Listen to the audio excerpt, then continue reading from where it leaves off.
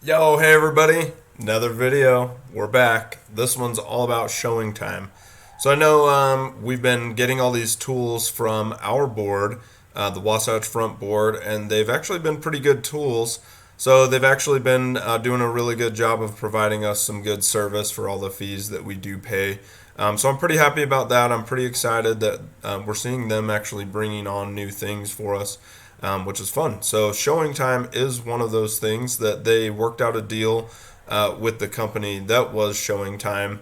And showing time's still around, and there's still avenues that you can purchase additional services through showing time. But they did work out a deal that all of us realtors that are a part of the Wasatch Front board do get the access to the free services through showing time. So, without further ado, I'm going to show you what those look like and kind of how they set up through showing time the network. And so, here we go. Let's see, make sure that's good. Okay. So once you log into your MLS, yours probably looks very similar. You might not have my sweet mother over here on the side of yours, but I guess I do. I always get to see my mom. Hi, Mom. All right, so showing time is down here on the left side, and this is where you can kind of see the tools that the Board of Realtors is providing for us, or not all the tools, of course, because not all of them are right here through the MLS portal. But this is the area that we can go to utilize some of the tools that have what's called single sign-on authentication or service, where once you've logged in to the MLS and you click on this next portal, it goes right through and takes you to the access that we're all provided. So let's go to showing time. Like I said, you don't have to log in. Once you've logged in through the MLS, it brings you right into showing time the service. So this is how you get to the back end side. This is how you can find, like, if you have showings on your calendar, you can click on and see your calendar. So I click on today's date. You can see all of these showings that were scheduled. So there was a ton of showings that either our team members have had or they were on our listings. So what's awesome for me is I can kind of see what everybody's up to and see what showings are being requested out there, which is kind of fun. I never check up on that. I just don't have time to. But from my personal side, I can come in here and see if I've scheduled any. Let's say I'm working on it one night and I'm scheduling all these showings for tomorrow, and I put them all out there, and then I go to bed. And when I get up in the morning and I get all these little notifications that say reviewed or canceled or approved, then if you don't want to go in and individually look at those, you can come to this showing time side, click on calendar, and it will have green for approved, yellow for requested, and then red for canceled or declined. So it kind of looks good. Let me see if there's a date back here that I can show you with some reds and yellows. So there you go. So appointment required. I had requested it, or somebody had requested it on our team, and nothing happened. Either the agent didn't decline it or approve it, and just nothing happened. This one got canceled. So either it got canceled by the agent on our side or got declined on the other end. And I can't remember if it actually says declined. Let me see if there's something like that. Okay, yep. Now you can see. So it would say declined from the other side if it got declined from the agent. So that's what the calendar looks like. But let's go back to the home button. You can see for today we had one confirmed. I don't know what this one is from Beyond. Excuse me. So you can see this is for Becky's listing down in Roosevelt. So it's been getting some traction, so which is really awesome. Congrats, Becky. So she had confirmed these, and it looks like, I don't know what Beyond means. So if we find it out, I guess we find it out. You can have messages here. I guess I have 6 unread conversations. I'm sure those are feedback requests. Sometimes I provide the feedback. Sometimes I just move on. If my clients aren't going to make an offer, then they just didn't like it. And if there was something that really stood out and I can tell the agent, like, hey, this is blatantly wrong, maybe you should get that addressed. But typically, the feedback that I'm going to give isn't something they haven't yet heard. Just in today's market, there's so many buyers running through the house that it's very easy to go, yep, it smelled like cats or something like that, you know. Okay, let's go to listing setup. So when you're in the listing side setup, you can just go into any of the listings. Let's use Winchester Estates, for instance, because it's still live. It's under contract, of course. But this gives you the opportunity to go through and select the options that you want. Now, as soon as you list a property, I do recommend coming into showing time and making sure that you set these up, because the defaults, they are very tight because of COVID. So they've made the default settings very tight so that they try to help follow the COVID rules. If you don't want to have the rules that tight, you can set those up here. So let's kind of walk through. Allow showing agents to request appointments online. I would say yes. Like, I don't know why you would never want that not checked, especially right now. In person or virtual appointments. Of course, there are a lot of people doing 3D walkthroughs. There's a lot of people, agents that'll request a showing, do a video, send it to their clients, especially those that live in California. So I would recommend both in person and virtual, I guess, until something changes. Showing instructions, you can definitely select if you want appointment required, courtesy call, or go and show, or view instructions only. So the only two that I've used are appointment required and courtesy call, go and show. When you list a vacant property, you're going to have so many people requesting different times and trying to show it in different times of the day. So it is easier to use courtesy call and go and show for vacant properties. Of course, if you have a property that has people living there, put in an appointment required. Protect your clients. Okay, is the listing agent accompanied? Is this a listing agent accompanied showing? Just put no. Unless you're a person that wants to be there on every showing, which I don't recommend. If they have a realtor and they're using showing time, that realtor has been through the code of ethics and rarely has a thing where they violate the code of ethics, of course, because that kills their earning potential. We have had it happen in the past, but I'm not going to spend too much time on that. I would just make sure it says no. All right, feedback template.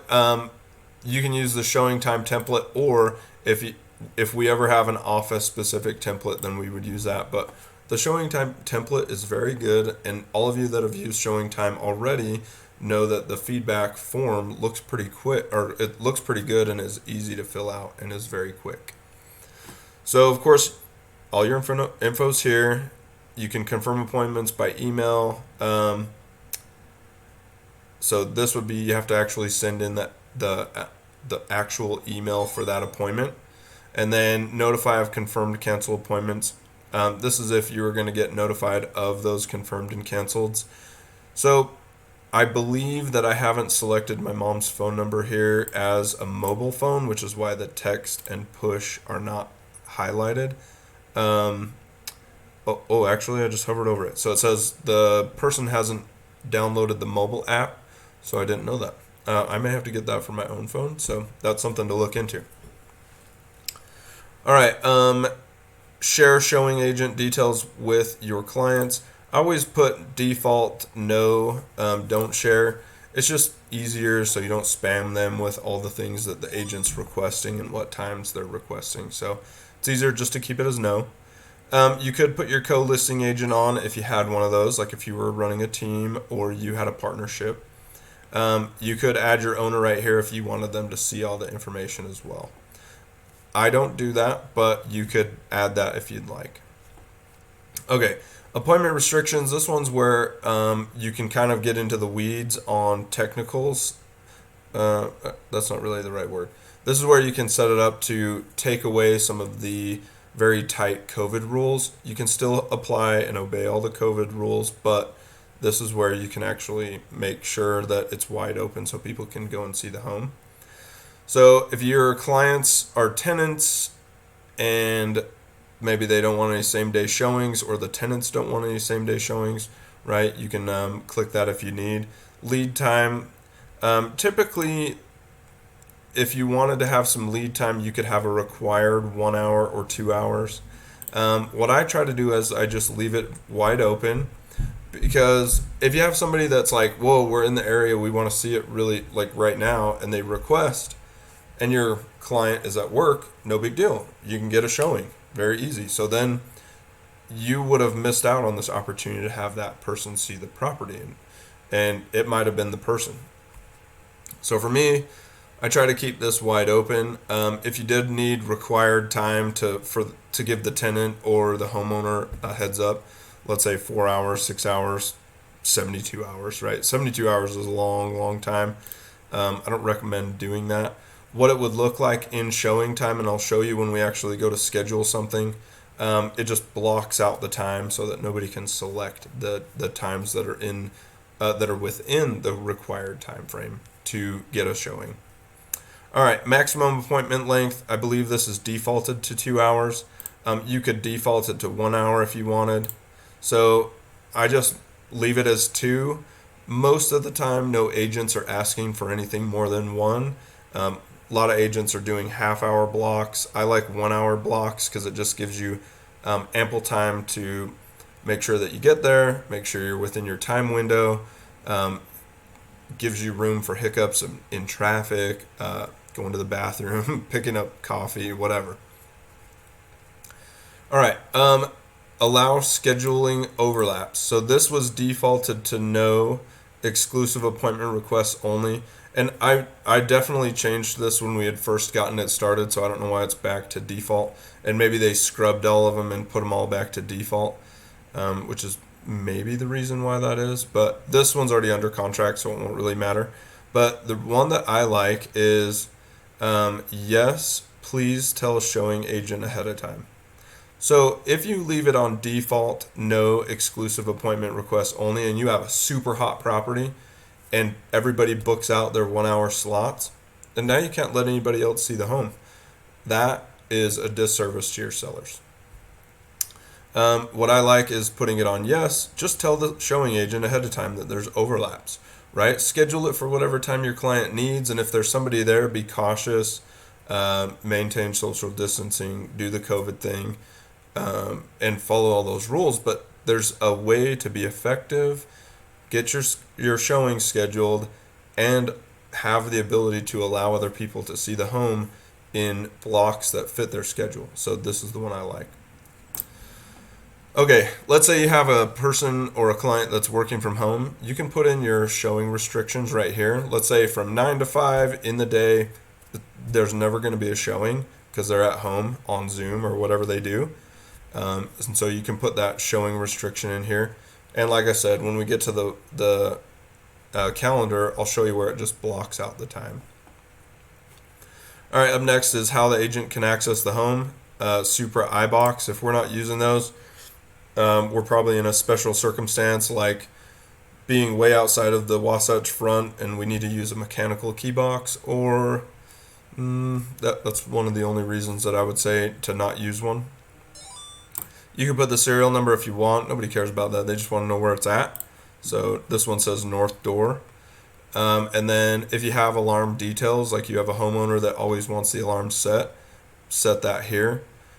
What I suggest is walking your clients through the process that if they have an alarm and I still leave the alarm details here, 99% chance something's going to go off and it's going to set that alarm off, and the agent's not going to know how to unset it very quickly, or they'll be panicked. So it just causes room for disaster. I just try to let the homeowner not have it set while we're doing showings. At night, set it all you want. Set it till your heart's content. But during home showings, it's very easy to have an agent panic, and then it goes off and it starts to call the cops or whatever. There's a few stories within our team you can ask around of alarms going off, police being called. It's pretty exciting. I love this job. Okay, if you had any additional instructions, write them here. Driving directions, of course. If you don't have an address that you've listed that's easy to punch into Google, put the driving directions in.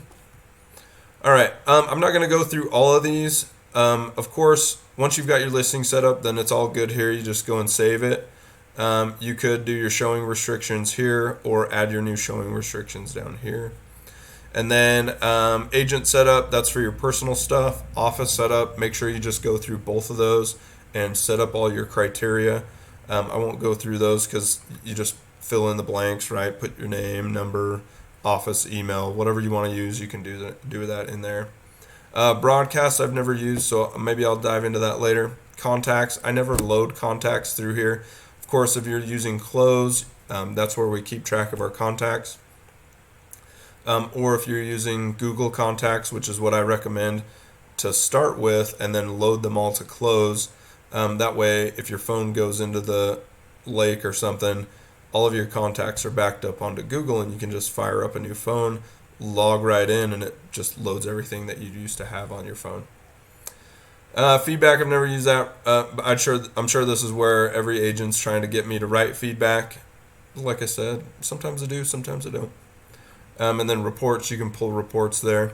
You can upgrade the service. This right here is all the free stuff. There is a way to upgrade the service and have showing time, take all your phone calls for the showing.